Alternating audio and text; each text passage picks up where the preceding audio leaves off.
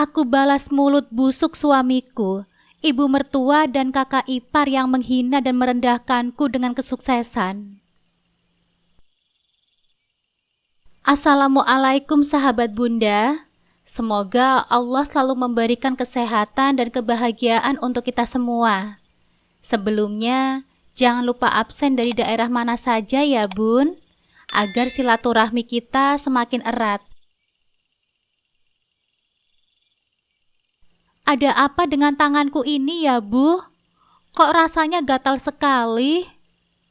Tanya Mbak Astrid, kakak ipar pertamaku, sambil sengaja menggaruk-garuk pergelangan tangannya. Aku tahu persis seperti drama yang sudah-sudah. Itu hanyalah panggung untuk memamerkan perhiasan barunya. Kejadian seperti ini sudah jadi tontonan rutin. Sore itu, pintu rumahku memang kubiarkan terbuka lebar, menyambut angin sore yang masuk. Iya nih, jari ibu rasanya berat ya.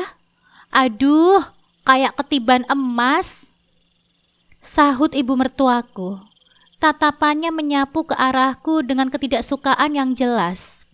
Aku yang sibuk menyuapi Ziva putriku, hanya menatap sekilas mereka yang asik bercengkrama di teras depan. Memang kebiasaan mereka, sehabis berbelanja, rumahku selalu jadi galeri dadakan untuk memamerkan barang-barang belanjaan mereka. Ini tidak aneh, mengingat rumah kami, rumah ibu mertuaku, dan rumah Mbak Astrid berdampingan. Hanya rumah Mbak Rima yang berhadapan. Iya, tangan ibu berat banget nih, ulang ibu mertuaku. Iya nih Bu, berat banget rasanya. Kok bisa ya? Oh iya lupa, kita kan habis belanja barang branded, jadi suka lupa. Hahaha, pantaslah Bu, tangan kita rasanya berat. Emangnya situ menantu ibu itu cuma makan doang di keluarga kita? Mbak Astrid menimpali dengan tawa renyah yang menusuk. Sudah cukup.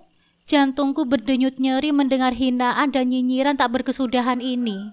Bukan lagi sekali dua kali, tapi sudah bertahun-tahun lamanya. Sejak aku menikah dengan Mas Wahyu, keberadaanku seolah diabaikan. Namun semua akan berubah. Aku akan membalas mereka, karena aku percaya roda kehidupan akan selalu berputar. Ibu perasaan gak punya menantu deh. Masa sih? Iya kah Bu? Terus wanita yang ngaku-ngakunya istrinya Wahyu itu siapa dong? Hah? Dia istri putraku? Ih, pembantu putraku ya? Mana mungkin si Ida wanita yang hanya lulusan SMP doang masuk ke bagian keluarga besar kita. Gak level, yang ada malah bikin malu. Pembantu sih iya. Hahaha, jawab ibu mertuaku. Kali ini mereka berdua menatap sembari tertawa mengejek ke arahku. Aku hanya bisa diam dengan membalas senyuman singkat ke arah mereka. Selama 5 tahun sudah aku menikah dengan Mas Wahyu, tapi tidak pernah sekalipun mereka menganggap aku dan putriku bagian dari keluarga mereka. Bahkan terkadang ketika ada acara, mereka tidak pernah mengundangku, padahal rumah kami berdekatan. Alasan selalu lupa. Mas Wahyu pun tidak pernah mempermasalahkannya. Mungkin mereka takut aku dan anakku menghabiskan makanan mereka. Nyinyiran mereka sudah menjadi makanan sehari-hari bagiku. Tapi sekarang tidak lagi. Aku sudah cukup memakan hati selama ini. Aduh sayang, Mama lupa. Tadi Mama naruh ponsel Mama di mana ya nak? Kamu lihat tidak? Tanyaku pada Ziva putriku setelah suapan terakhir selesai. Ini bukan Mah. Tunjuk Ziva di atas meja di belakangku. Oh iya, ya ampun Mama sampai lupa. Segera ku ambil ponsel baruku bermerek iPhone 15 itu dan menggoyang-goyangkan tanganku memperlihatkan kepada mereka. Seketika dapat kulihat, kedua bola mata ibu dan Mbak Astrid seakan memaksa diri ingin keluar dari tempatnya karena terkejut. Aduh, tolong garukan tangan Mama sayang. Kayaknya banyak nyamuk deh. Siang-siang begini ada juga ya nyamuk gaib. Kuulurkan tanganku kepada Siva. Mendengar itu Siva langsung sigap memijit tanganku. Tidak lupa ia menyibakkan bajuku terlebih dahulu sampai ke siku, hingga terpapang jelas gelang emasku, bahkan lebih besar dari punyanya Mbak Astrid. Dan sekali lagi, Ibu dan Mbak Astrid menatapku terkejut bukan main. Ini bukan seberapa. Kalian akan lebih terkejut lagi nantinya. Kaira, dari mana kamu dapat HP itu? Kok bisa-bisanya wanita miskin seperti kamu yang tidak berpendidikan dapat HP iPhone seperti itu? Kamu nyolong di mana? Tanya Mbak Astrid panas. Karena dia dan ibu langsung masuk ke dalam rumahku tanpa salam ataupun permisi. Iya, kamu itu dapat dari mana? Wahyu perlu tahu akan hal itu. Bisa-bisanya ya, wanita dari kalangan tidak mampu seperti kamu bisa membeli emas dan HP mahal, kalau bukan dari hasil mencuri. Timpal ibu mertuaku. Cepat Astrid, telepon Wahyu. Suruh dia pulang sekarang juga. Dia harus tahu kelakuan istrinya yang miskin ini sebenarnya. Lanjut ibu mertuaku semakin panas. Nenek, panggil Siva beranjak bangkit hendak menghampiri ibu mertuaku. Menyalaminya. Hus, hus, anak dari keturunan miskin seperti kamu jangan dekat-dekat aku. Sana-sana, banyak kumannya. Sinis ibu mertuaku. Hendak mendorong Siva, namun terlebih dahulu aku menarik putriku ke dalam dekapanku. Sayang, tadi katanya kamu mau makan pizza. Mama order sekarang ya nak. Ucapku pada Siva. Ia spontan tersenyum senang dan mengangguk semangat. Iya ma, Siva mau ma. Siva kan belum pernah makan. Sahut Siva. Iya sayang, sekarang apapun yang kamu mau, bilang saja sama mama ya nak. Apapun itu, pasti akan mama turuti untuk anak mama ini. Siva masuk gih ke dalam. Di sini banyak nyamuk gaib nak. Kayaknya babonnya dekat sama kita deh. Ucapku lagi. Iya mah. Siva menurut setelahnya ia segera pergi masuk ke dalam kamarnya. Katakan sekarang juga kepadaku, kamu nyolong di mana HP itu? Tukas ibu mertuaku dengan suara tegas. Assalamualaikum, tutur Mas Wahyu yang kebetulan pulang. Wahyu, pas banget kamu pulang. Lihat tuh istri kamu, habis nyolong HP sama emas. Aku yakin sebentar lagi polisi pasti akan datang untuk menangkapnya. Nama keluarga kita pasti akan tercemar karena dia. Aduh, Mbak Astrid segera menghampiri Mas Wahyu. Mendengar itu Mas Wahyu tanpa mengerutkan keningnya seketika menatap tajam ke arahku.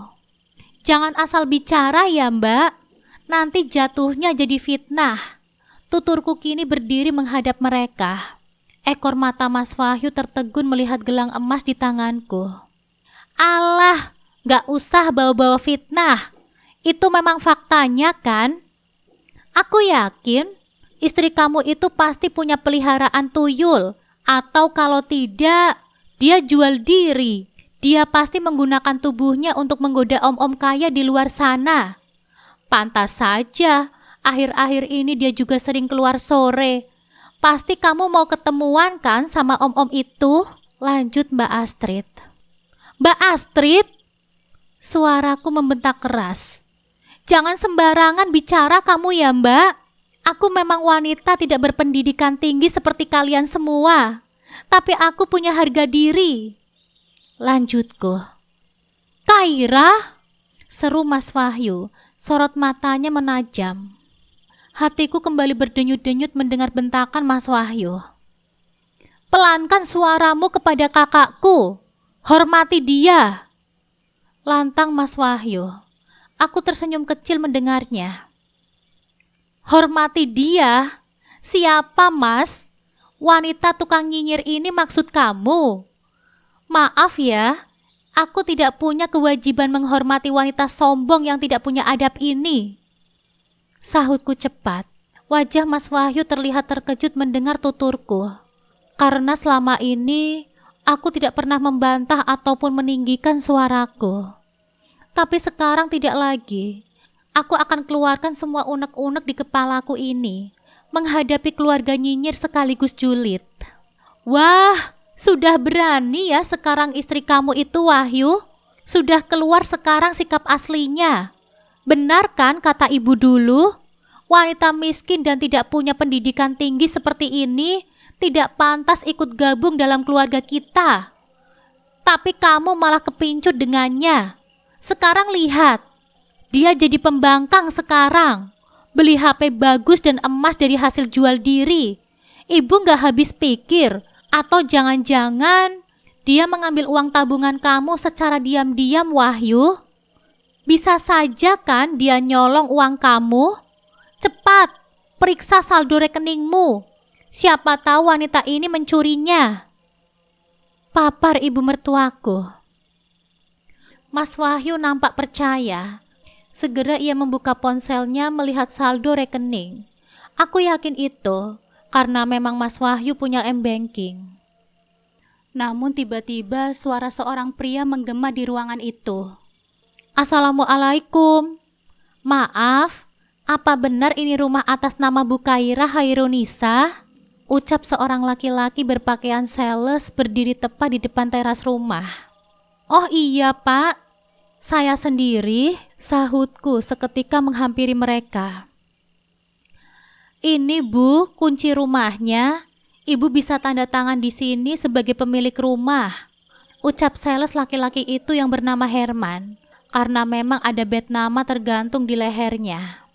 Aku yakin, Ibu, Mas Wahyu dan Mbak Astrid pasti syok berat sekarang. Ini baru permulaan untuk keluarga sombong dan angkuh seperti kalian. Siap-siapkan saja jantung kalian untuk selanjutnya. Terima kasih ya Pak Herman. Sudah repot-repot mau mengantarkan kunci rumah baru untuk saya. Saya pikir mengambilnya besok. Tahu-taunya udah diantar saja. Jadi nggak enak. Ucapku sengaja menekankan kata-kata di bagian rumah baru.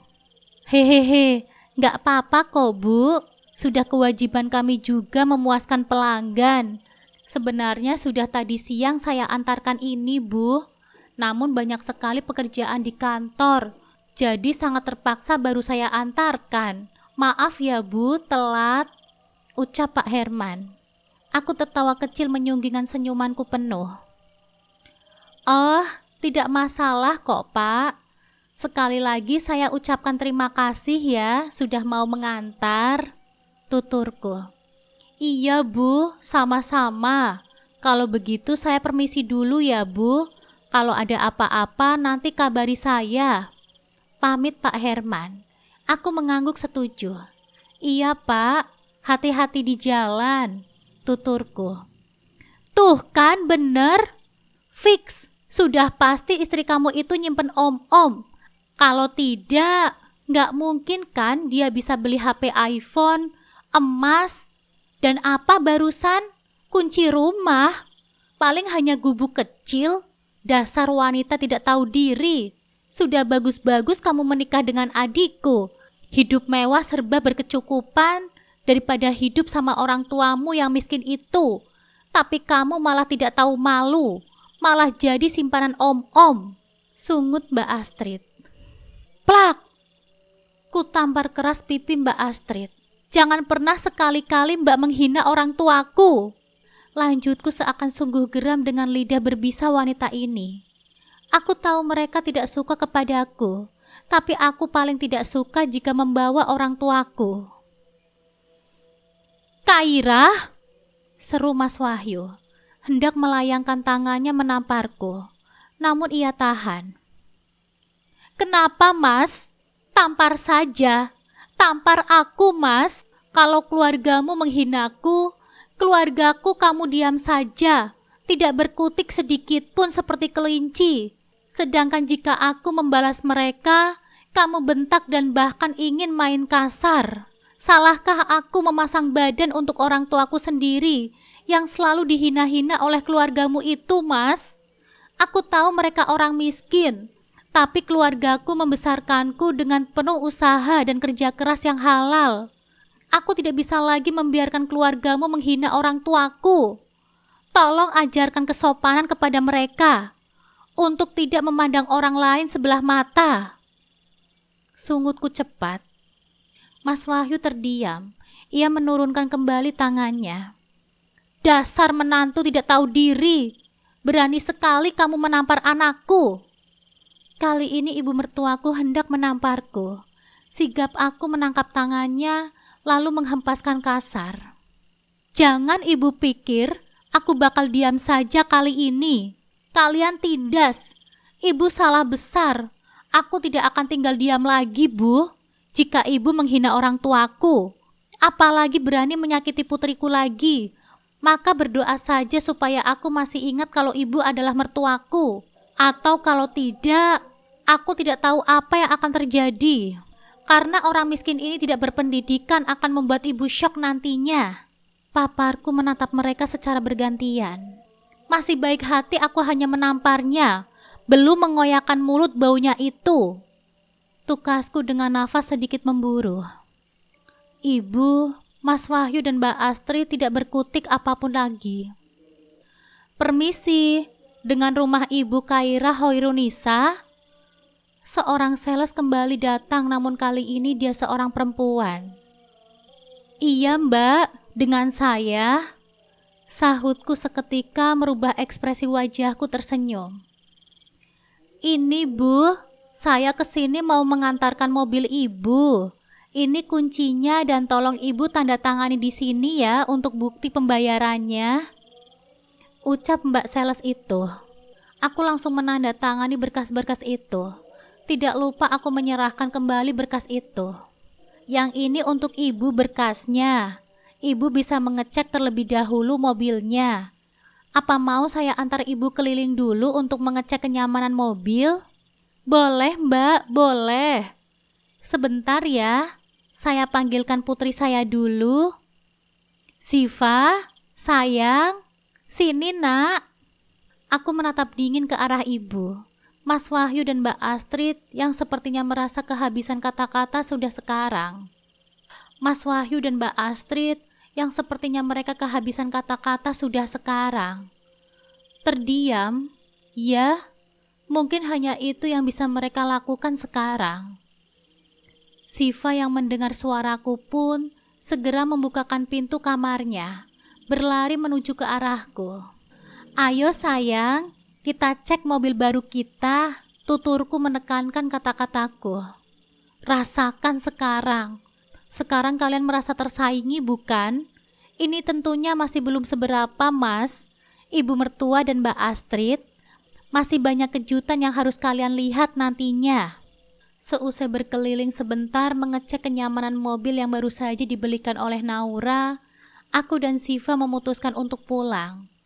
Lagi pula aku belum terlalu bisa membawa mobil. Ya, Naura, dia adalah sahabat dekatku sekaligus saudaraku. Karena Naura satu-satunya anak tunggal pamanku. Dulu beberapa tahun sebelum menikah dengan Mas Wahyu, baik aku dan keluargaku membantu Naura dalam investasi. Bahkan sampai ayah rela menjual beberapa kebunnya untuk membantu Naura. Sempat berpikir kalau kami telah dibodohi Naura, baik ke ayah maupun paman. Karena setelahnya Naura tidak ada kabar lagi menghilang bagaikan ditelan bumi. Hingga tahun kemarin, Naura pulang sekaligus membawa kabar bahagia. Investasi yang kami berikan dulu sekarang telah menjadi besar, dan Naura telah mengembangkannya, membangun hotel, restoran dan bahkan beberapa tempat wisata. Aku dan keluargaku tertegun akan hal itu. Tidak menyangka kalau Naura benar-benar kembali dengan sukses. Setelahnya, Naura menelponku mengabari kepulangan dirinya, serta menyerahkan jatah bagian dari investasi. Selama hampir setahun inilah, Naura mengajariku bidang bisnis melalui laptop. Kadang sesekali bertemu di luar saat aku tidak sibuk. Dan tentu saja, itu semua tanpa sepengetahuan Mas Wahyu dan keluarganya. Sebisa mungkin aku masih menyembunyikan hal itu. Namun sekarang, rasanya tidak lagi. Aku telah menghadapi sikap ibu. Sebisa mungkin aku masih menyembunyikan hal itu. Namun sekarang rasanya tidak lagi. Aku telah menghadapi sikap ibu dan iparku. Apalagi Mas Wahyu yang selalu merendahkanku yang hanya gadis desa tamatan SMP. Baru pulang kamu? Aku pikir sudah tidak tahu rumah lagi. Aku tertegun sejenak mendengar suara Mas Wahyu berada di sofa. Ekor matanya berpindah menatap tajam ke arahku. Iya, aku menjawab seadanya. Selanjutnya kembali aku hendak melanjutkan langkahku, namun lagi-lagi Mas Wahyu bersuara. Kulirik jam sudah pukul 7 malam. Itu pertanda sudah hampir 2 jam aku pergi. Beruntung aku bisa bawa mobil walaupun masih dalam tahap belajar. Dan tentu saja Naura mengajariku selama kami bertemu, karena pihak showroom sudah pulang 1 jam yang lalu. Berhenti!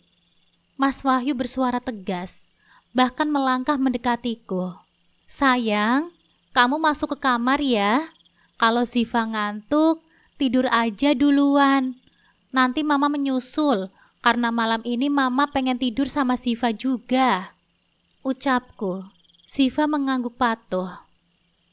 Katakan kepadaku, dari mana kamu mendapatkan uang sebanyak itu untuk membeli semuanya?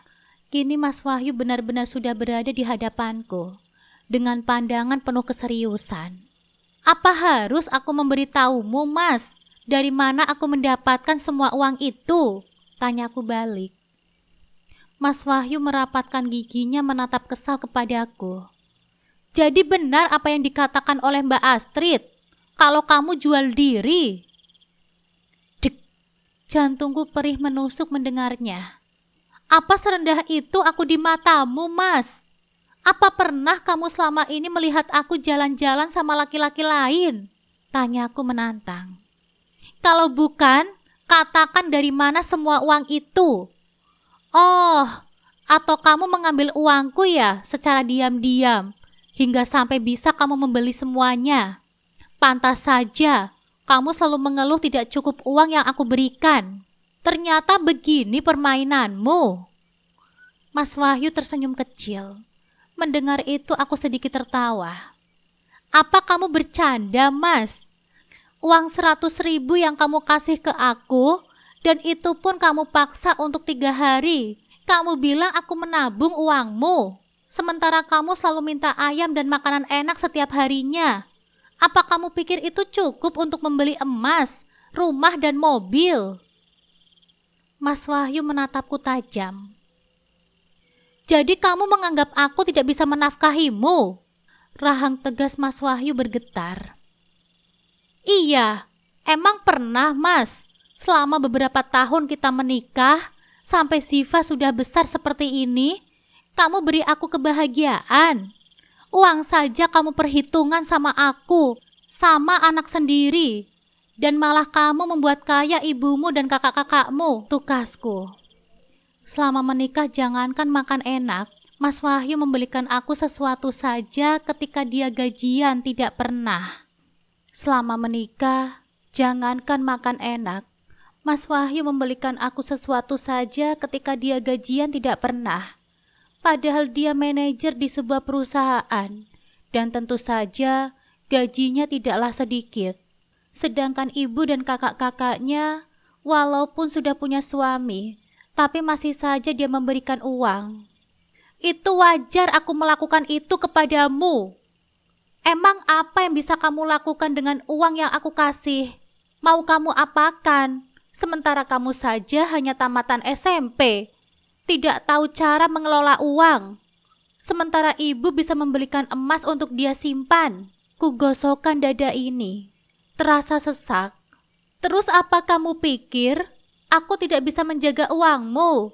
Apa kamu pikir aku tidak pantas memakai emas? Ya, kamu hanya gadis desa. Berbeda dengan keluargaku yang memang dari kota. Aku menikahi kamu karena kamu pandai bersih-bersih rumah dan merawat rumah. Selebihnya aku sama sekali tidak tertarik denganmu. Lihat itu diri kamu.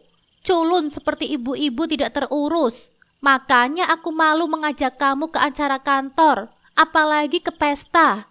Lebih baik aku mengajak Ririn karyawanku sebagai pendampingku ketimbang kamu. Yang ada kamu itu bikin malu. Dasar norak. Jantungku berdenyut-denyut mendengarnya. Ternyata sampai serendah itu Mas Wahyu menganggap diriku. Mataku berbinar mendengarnya. Rasanya begitu sakit. Jujur aku memang mencintai Mas Wahyu karena ketampanannya. Tapi sekarang aku tahu, orang tampan tidak menjamin akhlaknya yang baik. Yang lebih menyakitkan adalah Mas Wahyu menganggap aku seperti pembantu. Benar memang adanya. Sejauh ini aku menikah dengan Mas Wahyu, hanya sekali saja dia mengajakku ke acara pesta temannya. Waktu itu aku memang tidak memiliki gaun yang bagus. Aku meminta Mas Wahyu untuk membelikan satu gaun saja yang bagus. Tapi yang dia katakan apa? Kamu itu sudah cantik sayang. Pakai gaun ini saja ya. Kata-kata itu masih terngiang-ngiang jelas di kepalaku. Selepasnya Mas Wahyu tidak pernah lagi mengajakku. Kamu itu tidak seperti teman-temanku. Mereka itu cantik-cantik, pandai merawat diri. Lah sementara kamu cuma taunya dapur dan bersih-bersih rumah saja. Mas Wahyu menganggukkan perkataannya. Terjatuh sudah air mataku yang tidak bisa aku bendung lagi. Mereka cantik, kamu tahu kenapa, Mas? Karena suami mereka tidak pelit dan memanjakan istrinya. Mereka tidak takut kehabisan uang demi membahagiakan istrinya. Lah sementara kamu, Mas, aku minta uang sama kamu untuk membeli baju bagus saja, kamu marahin aku habis-habisan. Katanya inilah, itulah. Tukasku, ku hapus air mata ini yang terjatuh. Alah, gak usah bawa-bawa ke sana. Emang dasarnya kamu saja yang tidak bisa merawat diri. Orang kampung sampai kapanpun bakal tetap jadi kampungan. Mana ada orang kampung bisa bersolek. Tegas Mas Wahyu. Setelahnya melangkah pergi ke arah pintu luar. Oke Mas, kalau kamu begitu kepadaku, akan aku lihat sampai kapan kamu akan bilang kepadaku seperti itu. Pagi ini, aku sudah bersiap-siap untuk pergi ke butik membeli beberapa pakaian untuk Siva dan juga untuk diriku. Lagi pula sudah lama kami tidak pakai pakaian baru. Sejak kejadian semalam, Mas Wahyu tidak berbicara lagi kepadaku.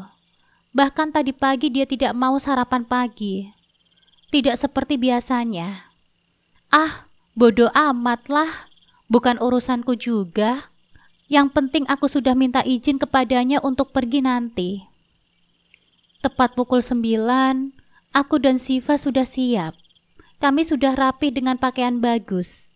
Untung saja ada oleh-oleh baju dari Naura, jadi aku dan Siva punya satu pakaian baru.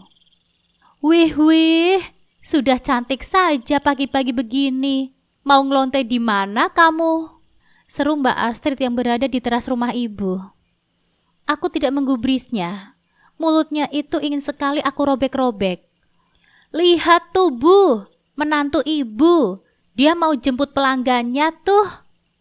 Tutur Mbak Astrid lagi. Siapa sih Kak? Pagi-pagi kok sudah heboh? Gumam Mbak Rima, kakak iparku yang kedua. Ternyata dia ada di rumah ibu. Keluar menghampiri Mbak Astrid. Ayo sayang, kita masuk ke dalam mobil. Kita panaskan dulu mobilnya. Siva mengangguk patuh. Kubukakan pintu terlebih dahulu kepada Siva. Wih, OKB keluar rumah juga ya rupanya. Seru Mbak Rima. Iya dong, nyari pelanggan lagi pastinya. Memalukan. Sudah untung jadi istrinya Wahyu walaupun kita tidak mengakuinya. Tapi lihat, dia malah mengkhianati adik kita, papar Mbak Astrid. Sudah, cepetan hubungi Wahyu, Kak. Dia harus tahu kalau istrinya mau ngelonte. Titah Mbak Rima menatapku jijik. Aku memalingkan wajahku cepat dari mereka. Biarkan mereka menghinaku sekarang, karena mungkin nantinya dia tidak akan punya kesempatan lagi untuk berkata seperti itu kepadaku. Wih, mau kemana itu Ibu Kaira pagi-pagi begini? Tanya Bu Erna, tetangga sebelah. Mungkin dia tertegun melihatku sudah rapi seperti ini, karena memang biasanya tidak pernah sama sekali. Ini Bu, aku mau keluar sebentar, ajak Siva jalan-jalan. Jawabku tersenyum ramah. Mobilnya baru ya Bu? Dibeliin sama Pak Wahyu? Tanya lagi Bu Erna. Enggak kok Bu, ini mobil saya yang dikirim dari kampung. Alhamdulillah, orang tua saya punya rezeki jadi bisa beliin saya mobil. Jawabku lagi. Bu Erna manggut-manggut mengerti. Wah, baik banget ya orang tuanya Bu Kaira itu. Jadi iri deh. Hehehe, ibu itu bisa saja. Aku sedikit tersipu malu. Setelahnya Bu Erna pun berlalu. Saat hendak membuka pintu, lagi-lagi Mbak Astrid berseru. Namun kali ini berbeda. Dia menghampiriku bersamaan dengan Ibu dan Mbak Rima. Berhenti! Kulirikan ekor mata ini menatap mereka. Berikan kunci mobil itu. Aku, Rima sama Ibu mau ke mall. Lanjut Mbak Astrid. Kunaikan keningku seketika mendengarnya. Hah? Gak salah Mbak. Gumamku menatap mereka satu persatu. Alah, gak usah sok-sokan deh kamu. Mobil itu juga pasti ada uangnya anakku kan? Gak usah belagu. Orang kampung seperti kamu itu mau membawa mobil emangnya bisa? Papar ibu mertuaku menatapku dengan sinis. Punya bukti kalau mobil ini ada sangkut pautnya dengan uang anak ibu. Jangankan untuk membeli mobil, untuk makan saja anak ibu masih perhitungan sama kami. Apalagi untuk membeli mobil, Bu. Dan satu lagi, tidak usah mimpi bisa naik mobil baruku. Kalau mau beli, ya beli saja sendiri. Cetusku setelahnya ku buka cepat pintu mobil dan langsung menghidupkannya. Biarlah gak aku panaskan. Daripada meladeni mereka semua, aku yakin pasti mereka tercengang sekarang. Ini masih belum seberapa ibu dan kakak iparku. Setelah sedikit cekcok selesai dengan keluarga toksik itu, aku pun menemui Naura. Sudah tinggalin saja. Cukup kamu direndahkan oleh keluarga seperti itu. Kamu itu wanita hebat. Jangan mau diperlakukan oleh orang-orang seperti mereka. Naura bicara geram, kesal dan marah bercampur aduk semuanya. Terlihat jelas dari raut wajah Naura. Ya, tiba di butik aku tidak sengaja bertemu dengan Naura. Alhasil dia mengajakku masuk ke dalam ruangan dalam butik itu. Bagaimana dengan anakku Naura? Bagaimanapun, Mas Wahyu itu adalah ayahnya, ucapku. Ya Tuhan, Kaira, banyak laki-laki di luar sana yang jauh lebih kaya, lebih baik dan lebih sempurna daripada suamimu. Aku tahu bagaimana kamu orangnya. Kamu tidak terlalu milih-milih jadi orang. Oke, sekarang aku tanya sama kamu. Apa pernah suamimu mengajak Siva jalan-jalan? Belanja ini itu, berkeliling atau liburan? Kugelengkan cepat kepala ini. Sampai detik ini Siva sudah mau beranjak SD, tapi tidak pernah sekalipun Mas Wahyu membawa Siva jalan-jalan. Dia selalu saja beralasan sibuk dan sibuk setiap kali Siva memintanya. Nah, seharusnya di situ kamu tahu, Kaira. Laki-laki seperti itu tidak pantas dipertahankan. Apalagi cuma menganggap kamu sebagai babu di rumahnya. Udah tenang saja. Setelah kamu bebas dari keluarga seperti itu, aku jamin kamu dan Siva pasti akan bahagia. Final Naura. Ku hembuskan nafas ini dengan kasar. Mungkin ini memang jalan yang benar. Daripada aku terus dihina sama mereka, lebih baik aku pergi. Bagus. Aku akan membantu kamu, Kaira. Ingat ya, kamu itu punya banyak saham dari hasil investasi. Aku yakin setelah bercerai, keluarga suamimu termasuk dia pasti bakal terkena serangan jantung. Wanita yang hanya tamatan SMP yang mereka hina ternyata memiliki banyak properti. Naura tersenyum puas. Aku pun membalas senyumannya itu. Baru saja aku tiba di rumah, sudah dikejutkan dengan keberadaan Mas Wahyu. Padahal ini masih jam 12 siang. Seharusnya Mas Wahyu masih ada di kantor. Sekarang kamu sudah berani ya? Pergi tanpa seizin suami? Habis jual diri di mana kamu? Jawab pertanyaanku, Kaira. Apa kamu mau menjanda? Mas Wahyu berkata seru sampai membuat Siva yang baru masuk jadi kaget spontan memelukku dengan erat. Sayang, kamu masuk ke kamar dulu ya. Jangan takut, ada mama, kataku, lalu membawa masuk Siva ke dalam kamar. Silahkan saja mas, kamu menceraikan aku. Sungutku kini berpaling menatap Mas Wahyu. Mas Wahyu tersentak kaget mendengar perkataanku. Mungkin karena selama ini aku tidak pernah melawannya. Sudah merasa hebat kamu sekarang? Baru juga bisa membeli mobil seperti itu. Sudah merasa hebat, kata Mas Wahyu menatap marah kepadaku. Aku tidak sedikit pun merasa hebat, Mas.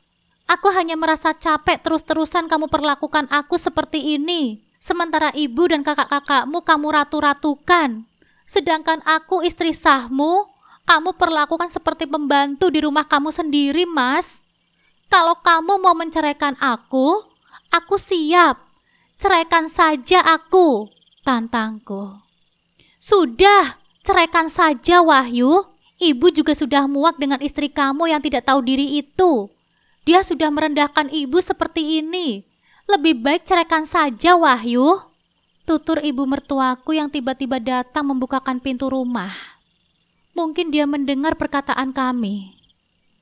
Benar Wahyu, kamu itu lebih cocok sama Ririn. Sama-sama bekerja dan sama-sama berpenghasilan. Ririn jauh lebih baik daripada istri kamu yang munafik itu. Palingan juga sebentar lagi, istri sah om-om langganan Kaira bakalan kesini, mengambil semua barang-barang pemberian suaminya. Wanita murahan seperti dia, ngapain dipertahankan? Timbal Mbak Rima semakin memprovokasi. Kuambilkan gelas yang berada di atas meja. Kebetulan masih ada air di dalamnya. Cepat aku menyiramkan air itu ke wajah Mbak Rima. Jangan asal bicara kamu ya Mbak. Jangan mentang-mentang kalian berempat aku sendirian. Terus aku takut. Sekali lagi bicara asal, aku akan melaporkan kalian ke polisi atas pencemaran nama baik. Ancamku. Mbak Rima sontak terdiam. Kaira, berani sekali kamu seperti itu kepada kakakku, bentak Mas Wahyu. Kenapa aku nggak berani, Mas? Kalau bukan diriku sendiri yang membela, lalu siapa lagi? Mengharapkan kamu, Mas.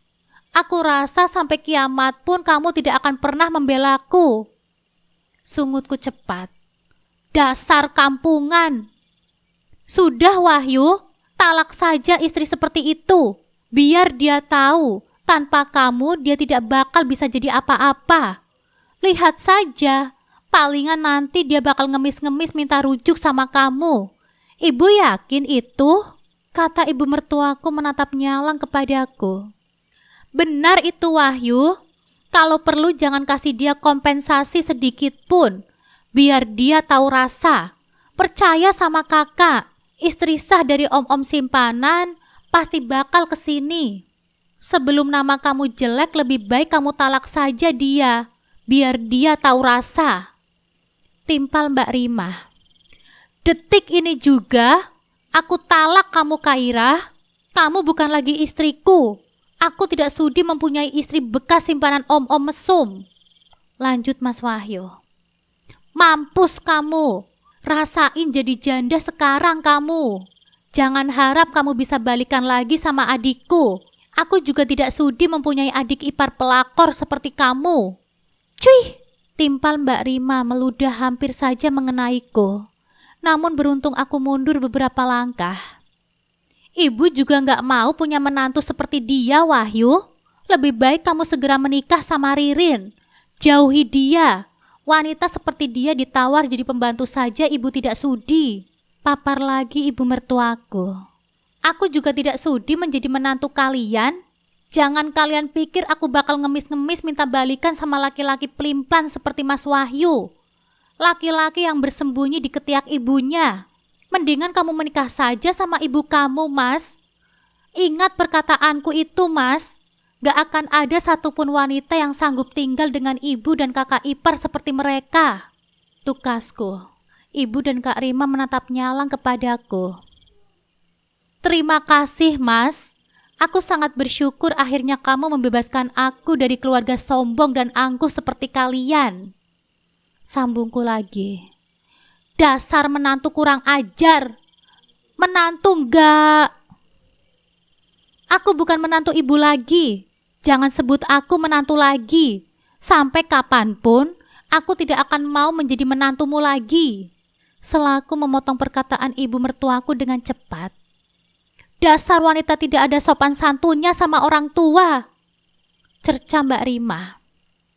Sama kalian harus sopan santun.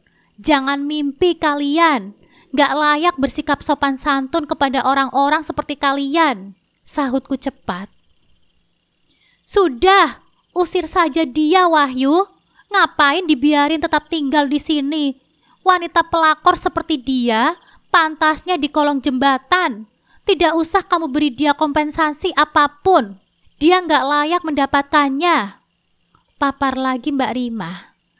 Iya betul ibu setuju. Kamu nggak perlu ngasih dia uang sepeser pun. Palingan nanti dia bakal minta ngemis-ngemis sama om-om mesum langganan dia. Biar segera ketemu sama istri sahnya. Biar dia jera dan membusuk di penjara. Sambung ibu mertuaku. Kusungkingan senyuman kecil mendengarnya. Jika terlalu lemah menghadapi orang seperti mereka, yang ada mereka semakin keras kepala. Biarlah saat mereka tahu siapa aku nantinya, jangan harap bisa balikan sama aku. Gak perlu takut. Aku gak bakal minta kompensasi apapun kepada laki-laki pelimplan seperti Mas Wahyu. Orang tuaku masih mampu untuk menafkahiku dan anakku. Sepeser pun aku tidak akan memintanya. Sahutku. Alah, gak usah berlagak sok kaya deh kamu. Anak petani rendahan seperti kamu, belagunya sok kaya. Ingat ya, bapak sama ibu kamu itu orang kampungan. Hanya petani susah. Makanya kami larang Wahyu pulang ke rumah kamu, agar tidak diporotin sama kalian. Dan terlebih lagi, agar tidak ketularan miskin seperti kalian. Plak!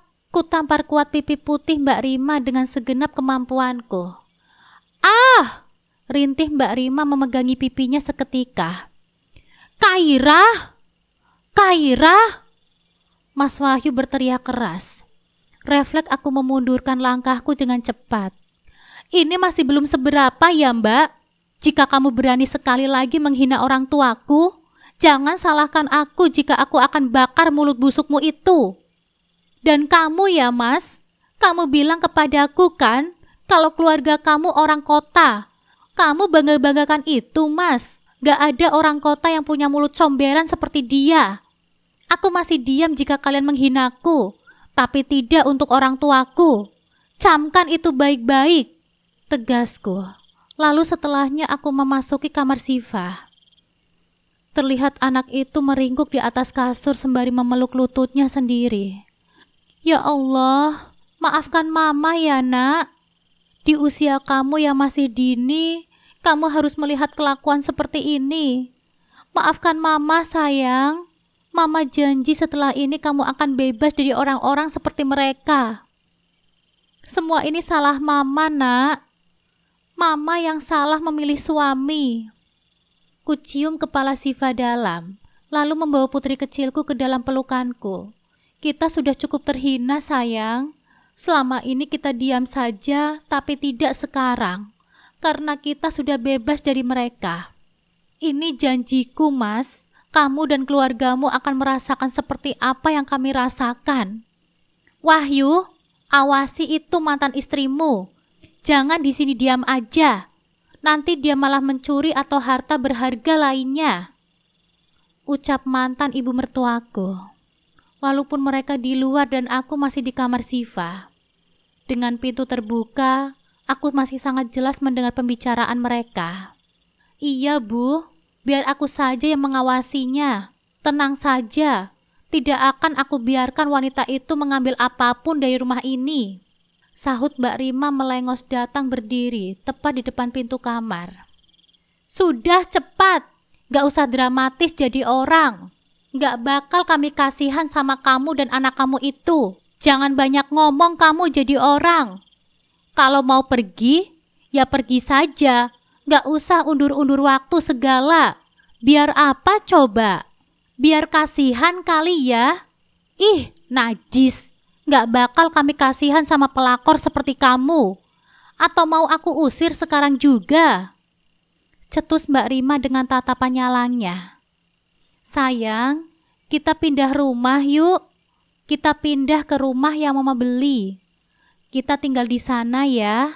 Rumahnya lebih besar dan nyaman ketimbang di sini. Ayo sayang, ajakku. Siva mengangkat wajahnya menatapku. Lalu tidak lama dia pun mengangguk setuju. Syukurlah, Siva tipe anak yang penurut dan tidak banyak tanya. Semoga masa depan kamu cerah ya nak. Tidak memiliki suami seperti bapakmu. Sok-sokan mau pindah rumah yang lebih besar. Palingan juga diusir sama istri sahnya. Itu mobil juga bakalan diambil. Lihat saja nanti. Saat itu terjadi aku bakalan mandi 7 kembang rupa melihatnya. Sinis Mbak Rima. Aku tidak terlalu menggubrisnya. Sekitar 5 menit aku memasukkan perlengkapan Siva ke dalam tas miliknya. Hanya yang perlu-perlu saja. Sisanya aku biarkan di sini. Ibu jadi ragu, Wahyu, kalau Siva itu bukan anak kamu. Coba deh lihat, kamu sama sekali gak ada mirip-miripnya sama anak itu. Ucap mantan ibu mertuaku saat aku sedang sibuk mengemasi barang-barangku di dalam kamar. Maksudnya ibu apa? Mas Wahyu nampak mengurutkan keningnya. Aku menatap sekilas ke arah mereka. Dasar keluarga gila. Jelas-jelas Siva itu darah daging mereka. Ibu benar. Kenapa kita nggak kepikiran sampai ke situ ya? Lihat tuh Wahyu. Siva sama sekali tidak mirip sama kamu. Sudah pastilah dia bukan anak kamu. Papar Mbak Rima memprovokasi. Dia itu pasti anak hasil perselingkuhan wanita yang tidak tahu diri itu sama om-om mesum. Sambung mantan ibu mertuaku. Ayo sayang, kita pergi dari sini. Jangan lama-lama ya di sini. Nanti kita bisa ikutan gila seperti mereka. Cibirku setelah selesai menarik tangan Siva dengan lembut untuk bergegas pergi dari rumah horor ini. Tunggu! Mas Wahyu tiba-tiba mencengkram tanganku dengan kuat.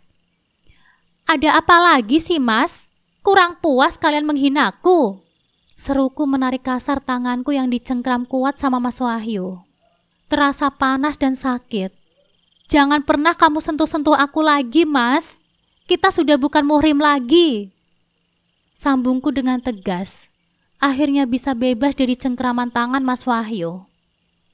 Katakan kepadaku, siapa ayah dari anak itu? Tutur Mas Wahyu dengan nada sedikit tinggi, menatap tajam ke arah Siva, hingga membuat Siva berlindung di belakangku.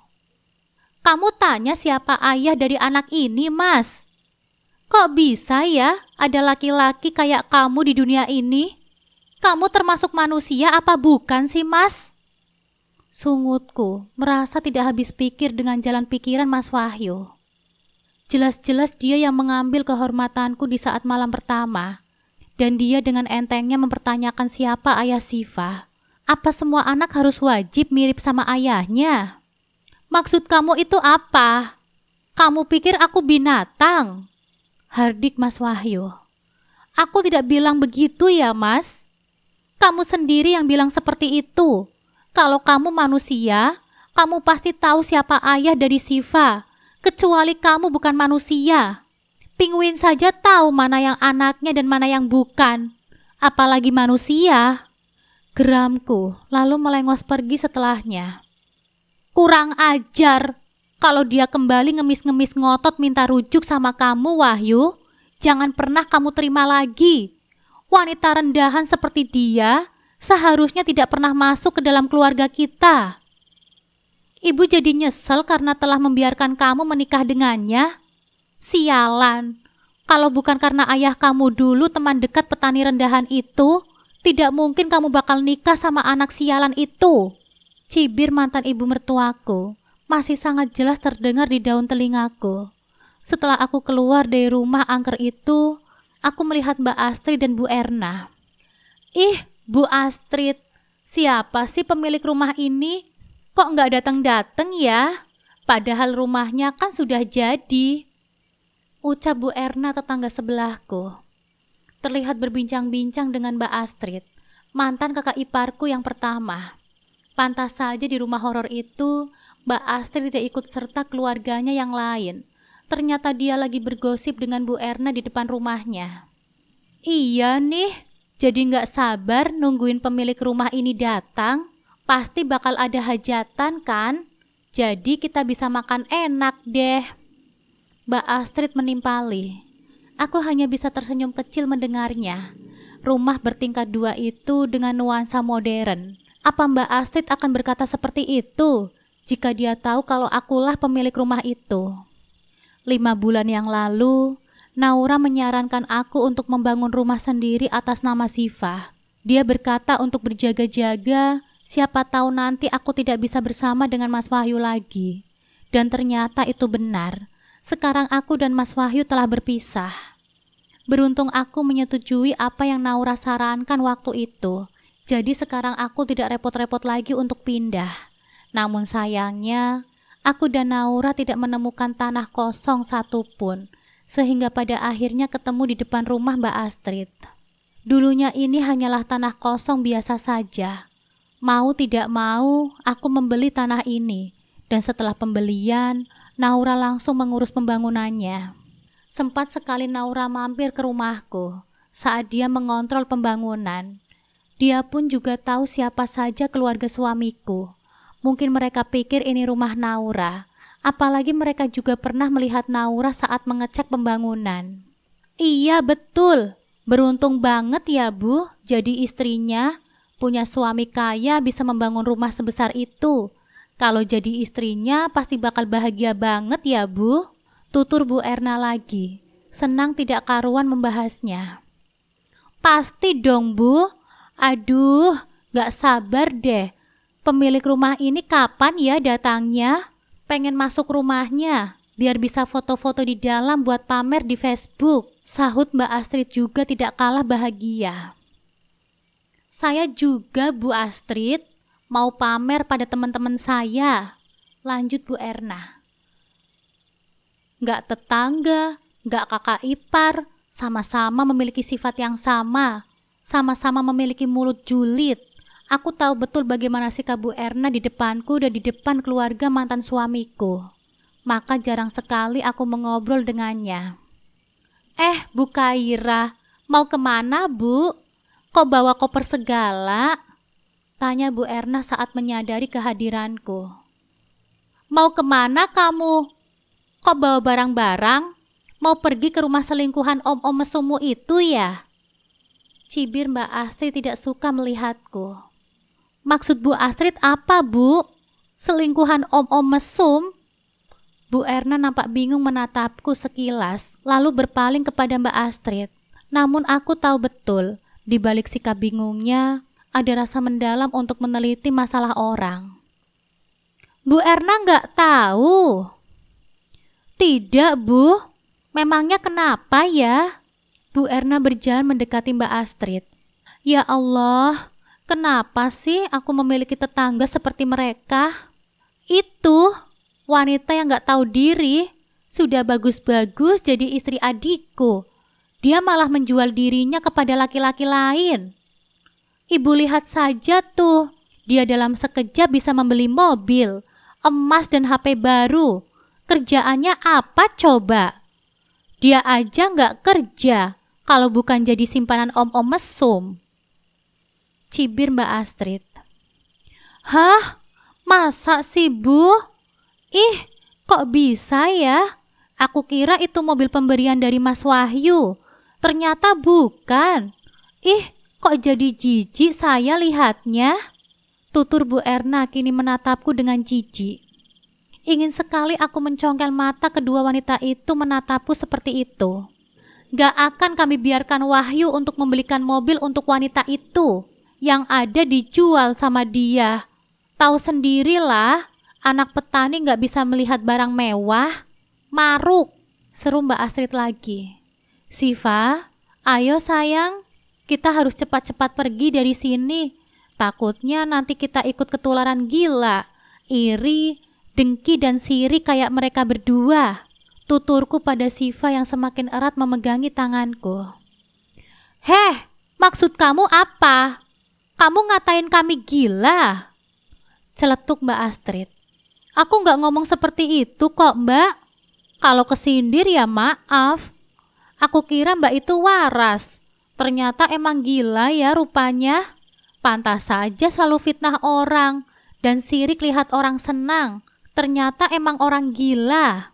Sungutku. Kamu? Mbak Astrid sudah menaikkan tangannya, mau menamparku namun dia tahan. Kok berhenti sih Mbak? Takut ya? Karena apa yang saya omongin itu fakta. Makanya ya Mbak, jangan asal bicara jadi orang. Aku tidak akan tinggal diam kali ini. Dan aku akan melaporkanmu ke polisi atas pencemaran nama baik. Aku tidak main-main dengan ucapanku ya Mbak. Tukasku, Mbak Astrid kembali menurunkan tangannya. Ayo sayang, kita masuk. Rumah baru kita sudah menanti. Kita buka gerbangnya dulu ya, baru kita bawa masuk mobilnya. Ajakku menarik tangan Siva untuk segera pergi dari sana. Heh, mau ngapain kamu di rumah temanku? Mau maling ya? Pakai buka gemboknya segala. Tukas Mbak Astrid. Namun aku tidak menyahut apapun. Mau aku teriakin maling kamu? Maling! Maling! Ada maling! Teriak Mbak Astrid dengan keras. Ih, teriak aja sampai biji matamu keluar. Gak akan ada yang bisa mengusir aku. Orang ini rumahku kok. Maling? Mana malingnya Astrid? Mana? Mantan ibu mertuaku bergegas berlari menghampiri Mbak Astrid. Juga disusul oleh Mas Wahyu dan Mbak Rima. Itu Bu, lihat wanita gak tahu diri itu. Berani sekali dia masuk ke rumah orang tanpa ada pemiliknya. Dia pasti mau mencuri. Ucap Mbak Astrid lagi. Ternyata tidak hanya Mas Wahyu, Mbak Rima dan ibu saja yang berlari menghampiriku. Tapi ada beberapa tetangga yang ikut berlari, bertanya perkataan yang sama. Heh Kak Ira, jangan buat malu kamu ya. Baru juga ditalak sama anakku, kamu sudah mau maling di rumah orang. Teriak mantan ibu mertuaku. Apa? Wahyu sudah menalak Kak Ira, Bu. Beberapa ibu-ibu nampak terkejut mendengarnya. Iya, karena Kak Ira itu ternyata selingkuhan om-om mesum. Dia simpanan suami orang. Makanya Wahyu menceraikannya. Cetus mantan ibu mertuaku. Selesai membuka pintu lebar-lebar, aku menyuruh Siva untuk membukakan pintu rumah agar masuk ke dalam terlebih dahulu. Baru setelahnya aku berjalan ke arah mereka. Masa sih aku maling? Maling kok punya kunci pagar dan kunci rumah? Aneh sekali kan? Cetusku. Benar, kamu mau maling Kak Ira? Tapi kok anak kamu bisa membuka pintu rumah? Salah satu ibu-ibu tetangga berdekatan rumah dengan Mbak Rima bertanya. Jelas bisa dong Bu, orang ini rumah saya. Kalau saya maling, buat apa saya maling siang bolong begini? Orang bodoh saja tahu mana saat dia beraksi. Jawabku membuat keluarga suamiku terdiam. Benar kata Bu Kaira, mana ada sih maling punya kunci pagar rumah? Dan siang bolong begini lagi. Kalau bukan rumahnya sendiri. Bu Astrid ini bikin onar saja. Siang-siang begini, bentak ibu-ibu itu lagi menatap Mbak Astrid dengan marah. Jadi rumah besar ini punya Bu Kaira? Ibu yang lainnya bertanya kaget. Iya Bu, Ayo mampir di rumah saya, sekalian makan-makan, nanti saya pesankan makanan. Maklumlah, soalnya baru pindah rumah, belum belanja, Bu. Rencananya sih nanti saya mau ke mall, tuturku. Ibu-ibu itu spontan tersenyum senang. Beneran nih, Bu? Iya, Bu. Ayo, saya ambil mobil dulu ya. Aku tersenyum puas. Para ibu-ibu itu langsung bergegas masuk. Gak mungkin. Ini gak mungkin. Baru juga kaya, sudah sombongnya minta ampun. Palingan juga bentar lagi ditarik sama istri sahnya. Aku tersenyum kecil membaca status Facebook Mbak Astrid, yang ternyata sudah 1 jam lalu dia menaikkan status itu. Ya, karena sejak tadi aku sibuk dengan ibu-ibu yang tadi datang ke rumahku. Berhubung aku belum punya belanjaan, jadi aku memesankan mereka makanan. Lumayan aku punya beberapa dukungan dari ibu-ibu tetangga. Jika perlu bantuan, ibu-ibu itu siap membantuku katanya. Iya tuh, baru juga punya rumah segitu, gayanya selangit. Biasalah orang kampung suka norak.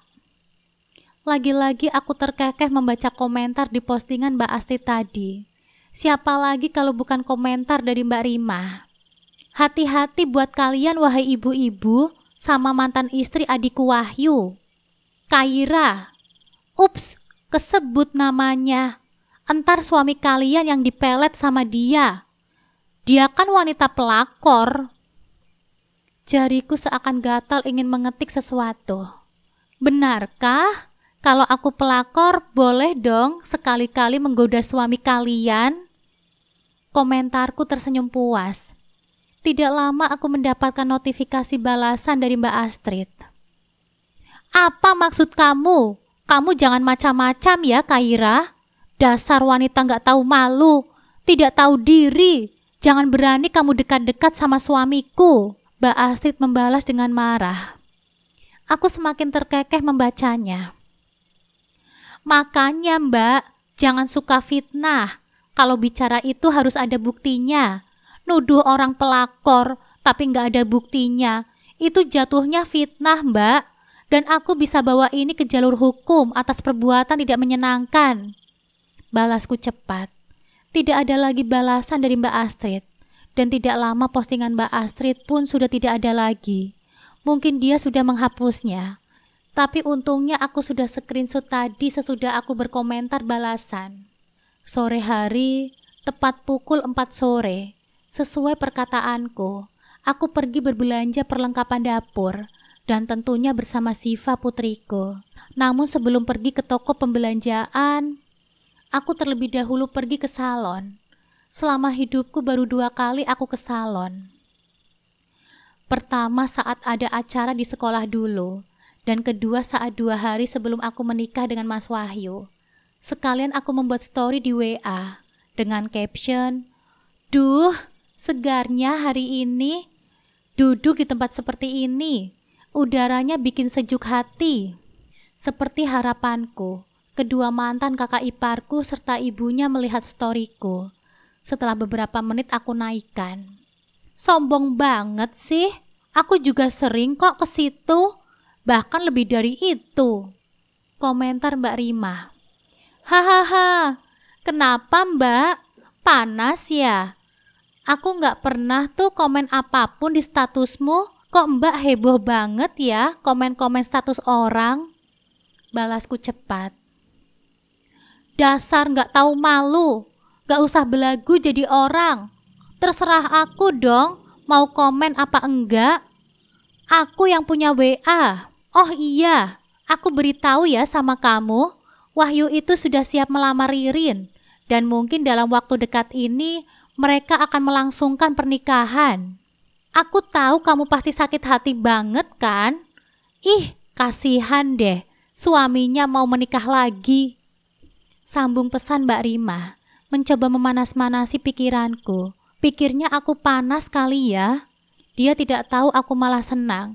Akhirnya bisa terbebas dari keluarga mereka. Baguslah kalau begitu, kalau bisa secepatnya.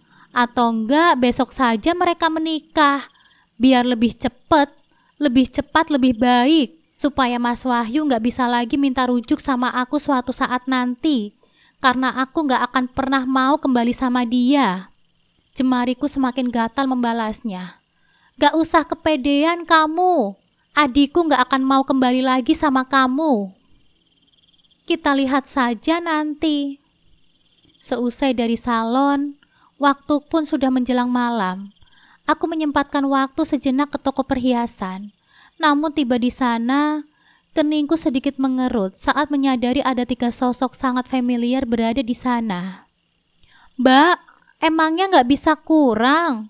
150.000 saja loh mbak, ucap Mbak Astrid terdengar lesu di sana. Iya mbak, dikurangin lah, timpal mantan ibu mertuaku. Maaf ya bu, harganya emang segitu, nggak bisa dikurangin lagi. Sudah memang patokannya segitu bu, sahut mbak penjaga toko emas dengan nada sedikit tidak ramah.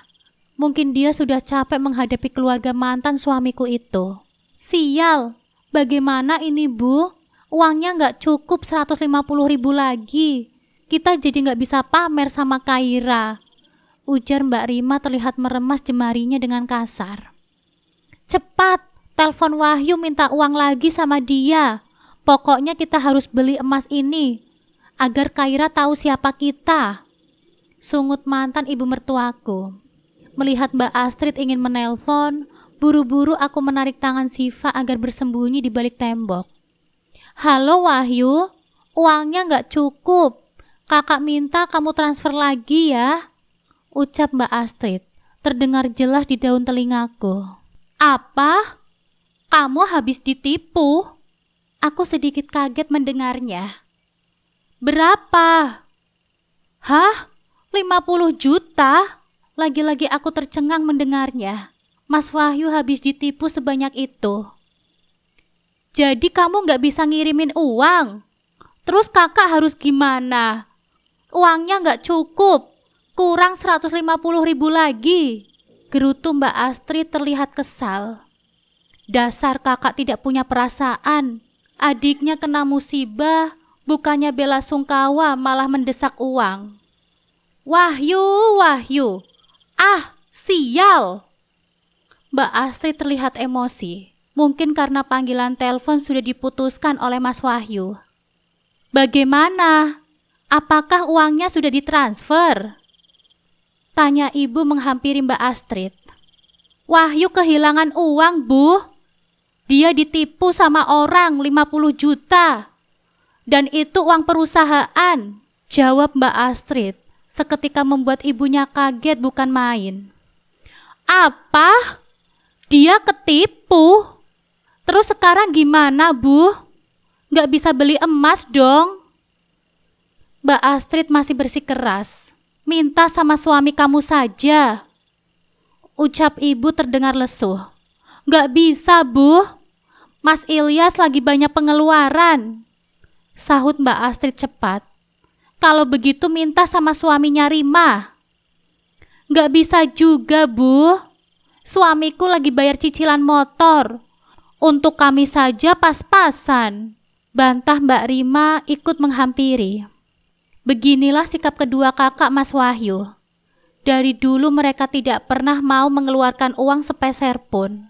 Maunya ditanggung sama Mas Wahyu semua. Selalu saja banyak alasan, padahal semua orang tahu kalau kerjaan suami Mbak Rima dan Mbak Astrid bagus di perusahaan. Walaupun masih lebih tinggi kedudukan Mas Wahyu. Sayang, kamu tadi katanya mau minta beli cincin ya? Ayo kita beli, mumpung kita lewat toko perhiasan, ujarku pada Siva yang sibuk dengan ponselku bermain game. Dia langsung menoleh kepadaku. Sekarang saatnya roda berputar. Mau, Mah, mau. Siva pengen banget punya cincin. Siva bersorak gembira, seakan tidak sabar. Dia langsung menyimpan kembali ponselku ke dalam tas miliknya, lalu bergegas melangkah ke depan. Hingga di beberapa langkah, Siva berhenti lagi. saat ia menyadari kalau ada nenek dan tantenya di sana. Mereka menatap kami dengan sinis. "Sudah sayang, gak apa-apa. Kamu jangan takut ya. Ada mama di sini," kataku, berhasil membuat Siva tersenyum kembali. "Palingan juga mau beli emas imitasi?" cicit Mbak Rima. "Ya iyalah, orang sok-sokan kaya mana bebas dari kata imitasi. Jangan-jangan emas kemarin yang dia pakai juga imitasi lagi," timpal Mbak Astrid. "Sudah pasti itu. Hahaha, dikira kita bisa dibohongi apa?" cicit lagi Mbak Rima. Aku membuang pandanganku ke tempat lain. Malas rasanya adu mulu dengan mereka. Lebih baik dibuktikan saja ketimbang diadu. Takutnya nggak kelar-kelar. "Mbak, ada nggak emas yang cocok untuk anak saya ini? Cincin yang bagus ya Mbak?" tuturku pada mbak-mbak penjual emas. "Kasih saja Mbak yang biasa. Sok-sokan mampu dia beli. Palingan juga tanya-tanya doang," sindir Mbak Astrid. Mereka menatapku dengan remeh. "Aduh Mbak, untuk seukuran adek ini sudah habis. Belum ada yang masuk. Besok siang baru ada Mbak. Tapi untuk sekarang kami punya cincin berlian ini. Kayaknya pas deh untuk Mbak," jawab salah satu mbak penjual. "Oh, boleh deh Mbak. Bisa dicoba dulu ya?" "Bisa dong Mbak. Sini tangannya." Siva menurut dan ternyata pas di tangan Siva. Penuh gembira Siva tersenyum bahagia menatapku. "Kamu suka sayang sama cincinnya?" "Suka Mah, suka banget. Cincinnya berkilau," Siva menjawab antusias. "Sadar diri kenapa Kaira? Kamu itu kan gak mampu. Gak usah malu-maluin kenapa sih jadi orang?" cetus Mbak Rima, terlihat kesal penuh emosi. "Aku malu-maluin? Tapi maaf ya Mbak, jangan menilai orang sembarangan mampu atau tidak. Lebih baik Mbak lihat saja diri Mbak sendiri. Dari tadi megangin itu kalung. Mampu beli apa enggak? Kok enggak dibeli-beli sih?" sahutku cepat. "Jangan lantang kamu ya Kaira." Ibu menatap nyalang kepadaku. "Berapa Mbak? Malas ribut kayak enggak tahu tempat. Kita yang waras ngalah saja." "Oh, itu harganya 30 juta Mbak." "Oke deh, saya transfer saja ya Mbak." Ibu, Mbak Rima, dan Mbak Astrid melotot seketika. Semoga kalian tidak menyesal dan cari-cari aku di rumah setelah ini. "Sudah saya transfer ya Mbak, jadi ini saya beli," ucapku pada mbak penjual. "Iya Mbak, terima kasih banyak ya," sahut mbak penjual emas itu tersenyum ramah kepadaku. "Ini Mbak, kotaknya serta suratnya, dan ini sedikit hadiah bingkisan dari kami," mbak penjual itu kembali berkata seraya menyerahkan sebuah bingkisan kecil. "Terima kasih ya Mbak. Kalau begitu kami pamit dulu. Ayo sayang, kita belanja bahan dapur," ajakku. Siva pun mengangguk semangat. "Iya Mah." Sialan. Aku mendengar jelas suara kekesalan Mbak Rima dan Mbak Astrid berkata di belakangku. "Rasakan itu." Setelah berbelanja tadi, aku segera membereskan belanjaanku, menaruhnya di tempat yang semestinya. Sungguh melelahkan. Kulirik jam sudah menunjukkan 9 malam lewat. Pantas saja Siva sudah tertidur di sofa dengan tangannya yang masih setia memegangi HP. Mungkin dia kecapean apalagi tadi sore keliling. Tok tok tok. Suara ketukan pintu terdengar cukup keras. Aku yang berniat ingin membangunkan Siva untuk tidur di kamarnya seketika menghentikan niatku. Kaira, Kaira, buka pintunya." Itu suara Mas Wahyu. Mau apa dia malam-malam begini ngedor-ngedor pintu rumahku? Dengan malas, aku bergegas beranjak ke pintu utama. Dan benar saja, sudah ada Mas Wahyu di sana. Kedua kakaknya serta ibunya berada di depan teras rumahku. Ada apa ya? Malam-malam begini ngedor-ngedor pintu rumah orang? Kayak orang gak punya sopan santun saja. Tukasku menatap mereka seraya bergantian. Sini kamu! Mas Wahyu menarik tanganku dengan kuat. Rasanya sangat panas. Sekarang jawab pertanyaanku dengan jujur. Kenapa kamu ambil uangku di ATM? Tanya Mas Wahyu dengan nada membentak. Maksud kamu itu apa sih, Mas? Uang yang mana coba? Aku bertanya bingung. Alah, gak usah pura-pura gak tahu deh. Pantas saja tadi bisa beli cincin untuk Siva. Ternyata hasil nyolong uangnya Wahyu. Benar-benar wanita tidak tahu malu kamu ya. Seru ibu mertuaku, penuh emosi. Kita laporkan saja ke polisi, biar dia membusuk di penjara. Sudah maling gak mau ngaku lagi. Timpal Mbak Astrid. Ku hempaskan tangan Mas Wahyu dengan kasar, lalu membalas tatapan tajamnya itu. Dikira aku takut apa? Jangan asal nuduh ya. Kalian datang-datang ke rumah orang malam-malam seperti ini, nuduh tanpa bukti. Sungutku. Gak perlu bukti-bukti segala. Sudah pastikan kamu yang mengambil uang itu? Kalau enggak, mana mungkin kamu bisa membeli emas tadi kalau bukan uangnya Wahyu yang kamu curi? Sudahlah, ngaku saja. Gak usah munafik kamu jadi orang. Sinis Mbak Rima. Kalian itu benar-benar gak waras. Aku mencuri uangnya Mas Wahyu di ATM. Pakai apa? Jangankan ATM-nya. Aku pegang kata sandinya saja aku tidak tahu. Dan kalian dengan mudahnya menuduh aku mencuri uangnya Mas Wahyu.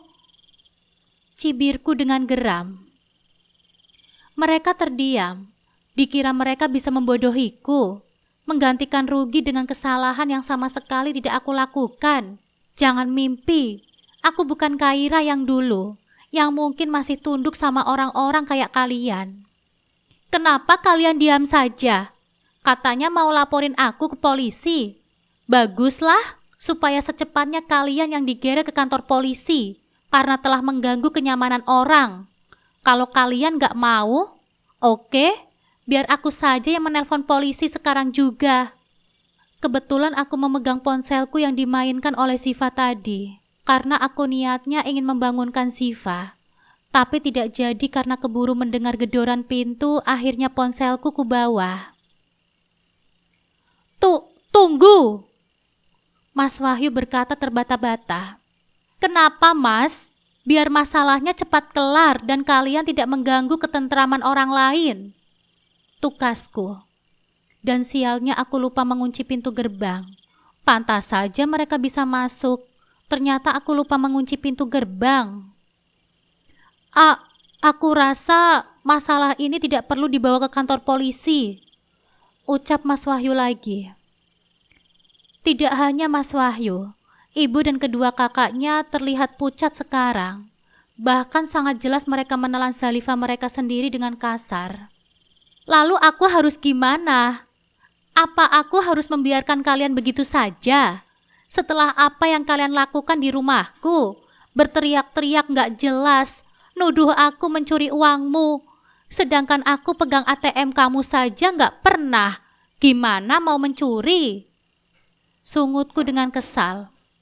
Tidak siang, tidak malam mereka terus mencari ribut. Apa mereka gak bosan selalu mencari perkara? Aku rasa di sini ada kesalahpahaman. Mungkin kamu tidak melakukannya. Gumam Mas Wahyu lagi. Sangat jelas bibirnya bergetar. Buru-buru Mas Wahyu menarik ibunya dan kakaknya untuk pergi dari rumahku.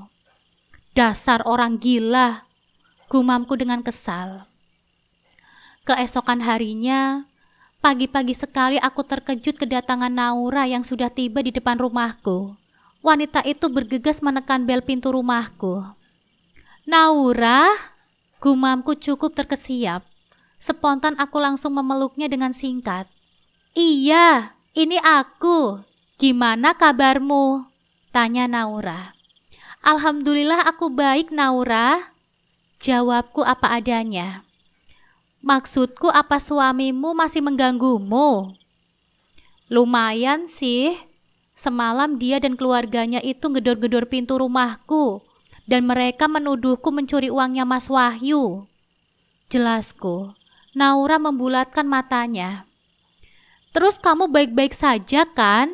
Naura melirikku dari bawah sampai atas, merasa khawatir. Aku baik-baik saja, karena semalam aku mengancam akan menghubungi polisi. Kamu tahu tidak? Setelahnya mereka langsung pergi loh. Jelasku lagi. Seketika terdengar helaan nafas lega dari Naura. Syukurlah. Ada apa kamu kesini pagi-pagi sekali? Tanyaku. Masih belum paham kenapa Naura sudah ada di rumahku. Padahal biasanya dia terlebih dahulu menghubungiku sebelum kesini. Ya ngapain lagi kalau bukan jemput kamu? Aku capek ngurus saham kamu. Tapi sekarang kamu bisa kan urus sendiri? Bukankah kamu sudah tahu bagaimana dunia bisnis? Aku sudah mengajarimu. Sekarang sudah saatnya kamu mengembangkan ilmu yang sudah aku berikan. Jangan buat aku kecewa ya. Tutur Naura sedikit tegas. Dan sudah pastinya aku tidak bisa mengelak lagi sekarang. Kamu serius? Aku belum terlalu bisa, Naura. Kalau tidak sekarang terus kapan lagi, Kaira? Mau sampai kapan coba? Kamu mau direndahin terus-menerus sama keluarga suamimu itu? Dihina selalu yang hanya tamatan SMP. Gadis desa tidak bisa berbuat apa-apa. Dan yang lainnya. Tukas Naura. Kugelengkan kepala ini dengan cepat. Bagaimana bisa aku tahan dengan hinaan mereka terus-menerus menghinaku? Selalu dipandang rendah. Kalau begitu kamu harus bangkit. Jangan cuma mengandalkan aku. Tapi andalkan pikiran dan kerja kerasmu. Aku yakin kamu pasti bakal menjadi orang yang sukses. Percaya deh sama aku. Mereka itu bakal menyesal seumur hidup mereka. Karena telah mencampakkan kamu selama ini. Naura memegangi tanganku dengan erat. Kamu pasti bisa, Kaira. Ayo, buat dunia ini tahu siapa kamu yang sebenarnya. Buatlah dunia tahu kalau Kaira yang tamatan SMP adalah seorang pengusaha besar.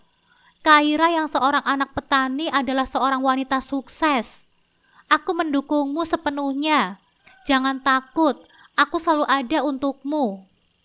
Kamu saudaraku. Bagaimana bisa aku membiarkan kamu selalu direndahkan oleh orang lain? Walaupun kita bukan sekandung, tapi kita itu saudara, Kaira. Orang tuamu selalu resah terhadapmu. Bertahun-tahun kamu tidak menjenguknya. Mereka menitipkan kamu kepadaku. Aku tidak ingin membuat mereka kecewa. Kamu pasti juga sama, kan? Tanpa terasa air mataku terjatuh begitu dalam.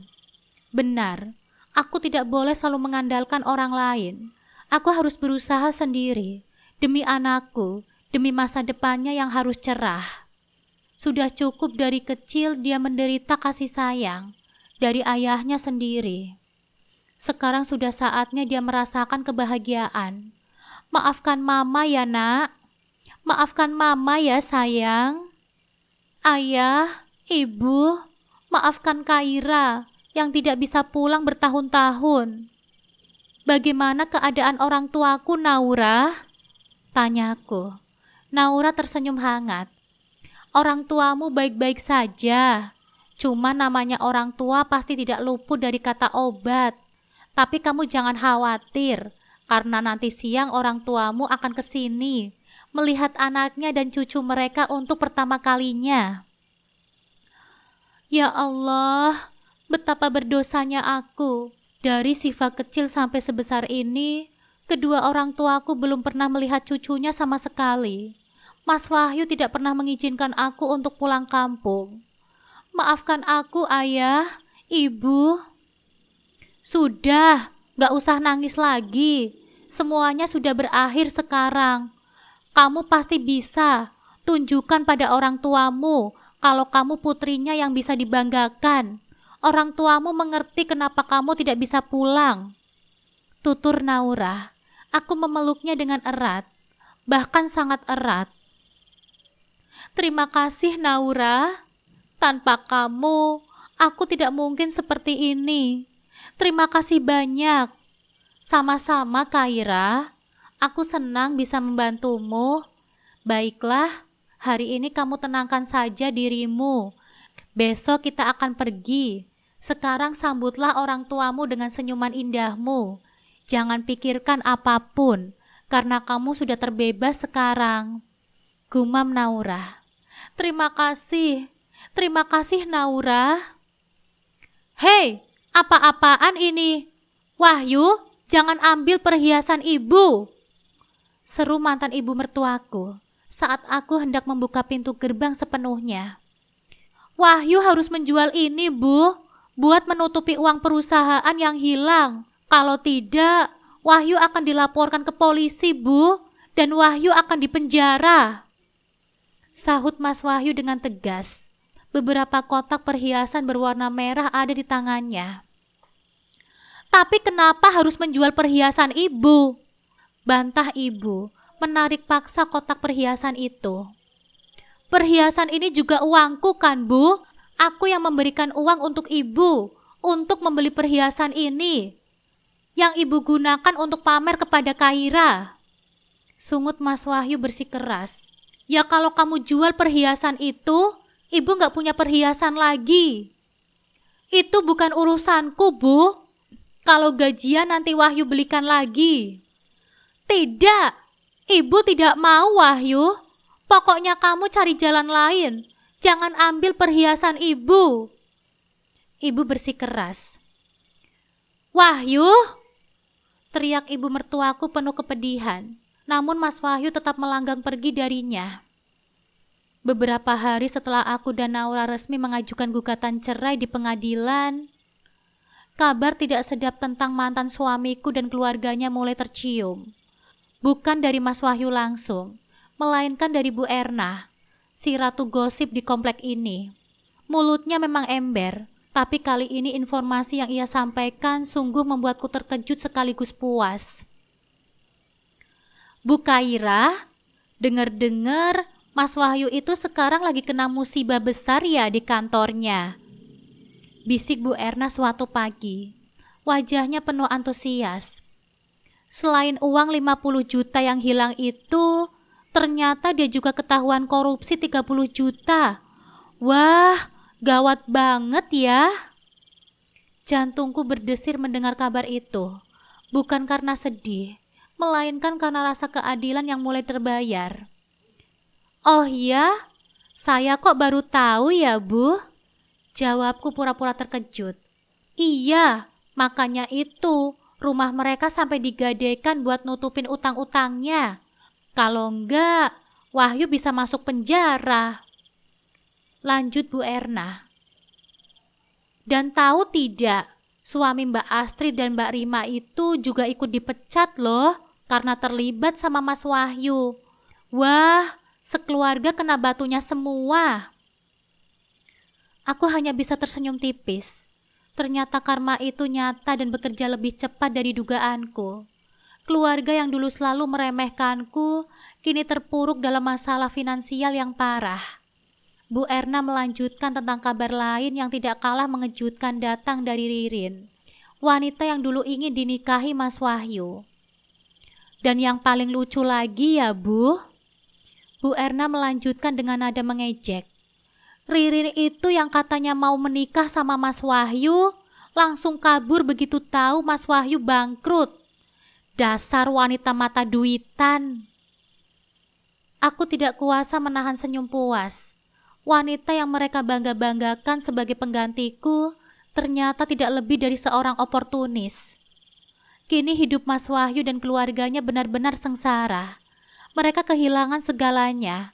Bahkan suatu hari, dari balik jendela rumahku, aku melihat mereka mencoba mendekati gerbang. Mataku menangkap raut putus asa dan air mata yang mengalir di pipi mereka. Mas Wahyu, Ibu, Mbak Astrid, Mbak Rima, batinku. terdengar suara ketukan pelan dari pintu depan. Salah satu satpam yang kini menjaga rumahku melaporkan. "Maaf, Bu. Tadi ada keluarga mantan suami Ibu di depan. Mereka ingin bertemu sama Ibu." Aku menarik nafas panjang. Inilah saatnya. "Biarkan mereka masuk, Pak. Tapi hanya sampai ruang tamu saja ya." Mereka masuk dengan wajah tertunduk. Tidak ada lagi kesombongan yang dulu terpancar. "Kaira," Mas Wahyu memulai. Suaranya parau. Kami minta tolong. Sekarang kami sudah bangkrut. Bisakah kamu membantu kami, Kaira?" Mantan ibu mertuaku dan kedua kakak iparku menatapku dengan tatapan memohon. Tatapan yang tidak pernah kuduga akan kulihat dari mereka. "Wah, Mas Wahyu dan keluarga," kataku, mencoba menjaga nada suaraku tetap datar.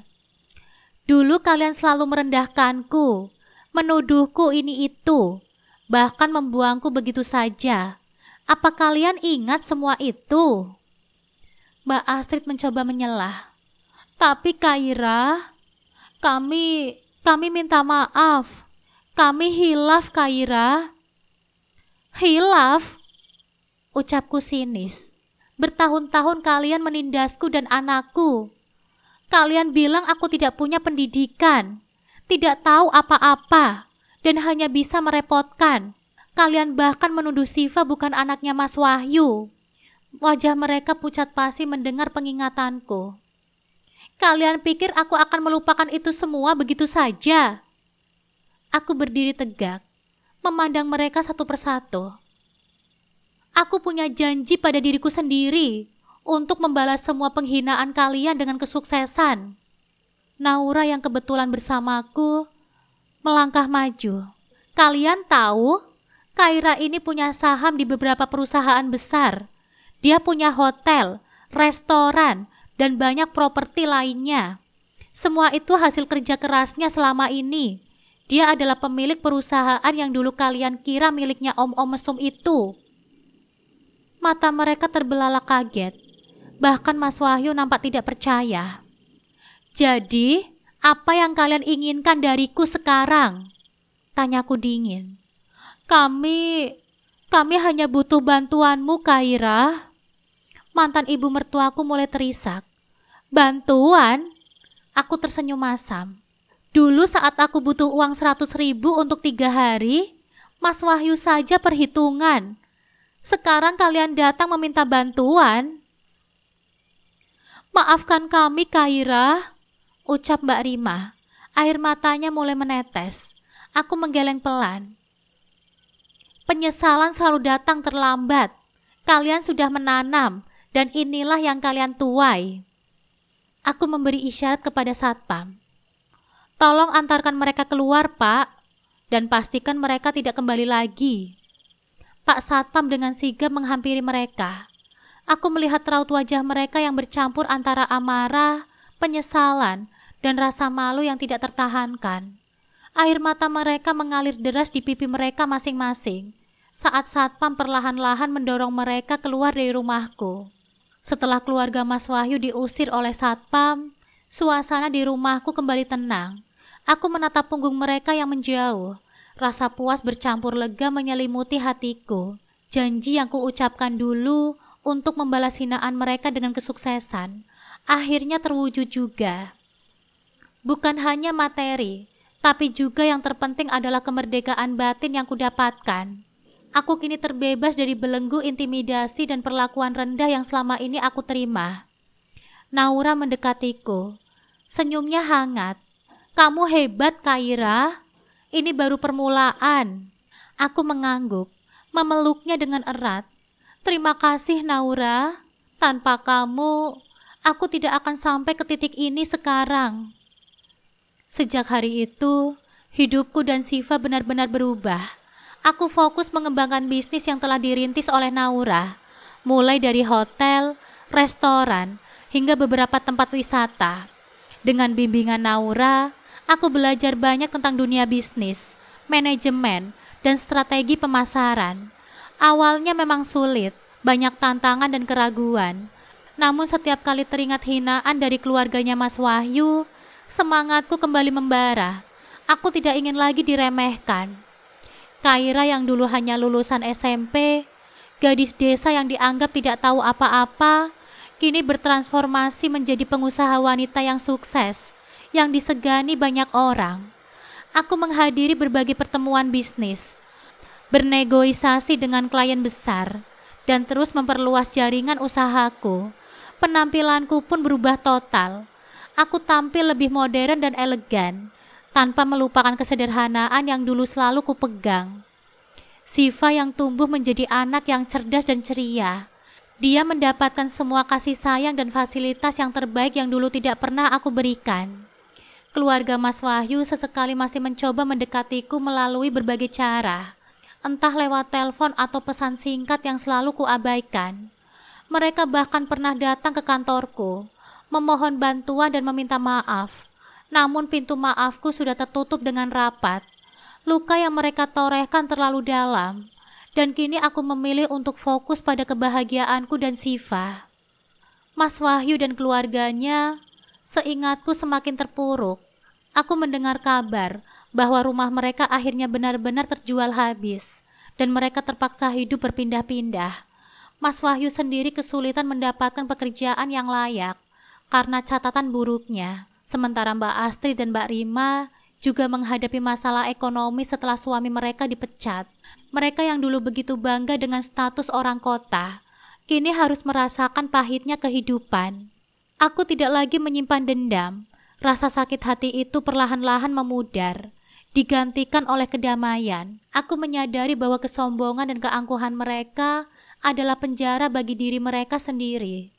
Mereka adalah cerminan masa lalu yang telah kutinggalkan.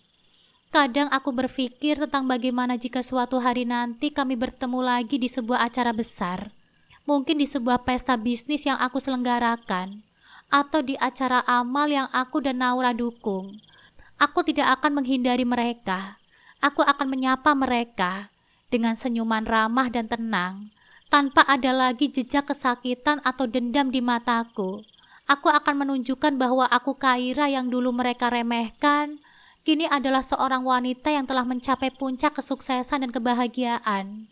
Bukan karena membalas dendam, tetapi karena memilih untuk bangkit dan mencintai diriku sendiri. Tamat.